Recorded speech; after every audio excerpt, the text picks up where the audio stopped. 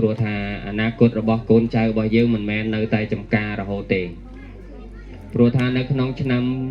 តទៅមុខទៀតបច្ចេកវិទ្យាក៏កាន់តែទំនើបយើងក៏កាន់តែចាស់អញ្ចឹងហើយមានតែចំនួនក្រោយនេះឯងដែលវាអាចទៅមុខបាន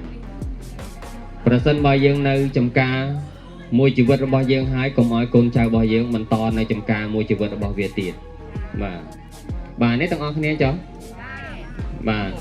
យ៉ាងហើយណាស់ក៏យើងអាចជួយជំរុញរបស់វាឲ្យទៅដល់មហាវិទ្យាល័យឬមួយក៏ទៅដល់បាក់ឌុបអីចប់បាក់ឌុបសិនទៅបាទយើងកុំមិនដែលមកដោយឲ្យវានៅត្រឹមហ្នឹង